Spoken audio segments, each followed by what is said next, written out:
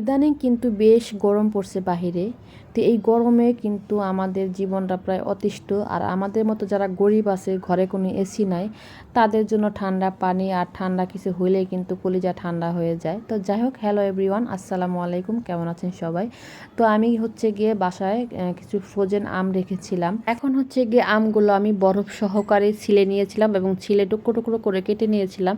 কারণ আম নরম হয়ে গেলে কিন্তু কাটতে খুব কষ্ট হয়ে যায় বা একদম লেতা হয়ে যায় বা কাটতে ভালো, মানে কাটার পরে ভালো দেখা যায় না।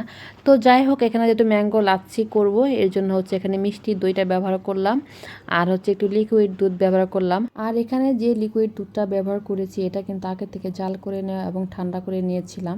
এরপর দেখলাম যে আমার লাচ্ছিটা কিন্তু বেশ ঘন হয়ে গেছে, এর জন্য হচ্ছে গিয়ে একটু ঠান্ডা পানি দিয়ে নিলাম। আর চেষ্টা করবেন যে লাচ্ছিতে বেশি করে দুধ দেওয়ার জন্য, কারণ দুধ বেশি যত দেওয়া হবে তত লাচ্ছিটা খেতে বেশি ভালো লাগবে। এখন এখানে আরেকটা কথা হচ্ছে, এখানে কিন্তু আমি কোনো চিনি ব্যবহার করি নাই, যেহেতু এখানে মিষ্টি দই ব্যবহার করছি। আর হচ্ছে গিয়ে আমটা এমনিতেই কিন্তু রূপালি আম মিষ্টি থাকে, এর জন্য কোনো চিনি ব্যবহার করা হয় নাই। লাচ্ছিটা কিন্তু এমনিতেই বেশ মজা হয়েছিল। আর বাসায় যদি আম থাকে তাহলে এই গরমে কলিজা ঠান্ডা করার জন্য এক গ্লাস লাচ্ছি বানিয়ে খেয়ে ফেলুন, দেখবেন যে কলিজা ঠান্ডা হয়ে গেছে। তো আজকের ভিডিওটা এই পর্যন্তই। সবাই ভালো থাকবেন, আল্লাহ হাফেজ।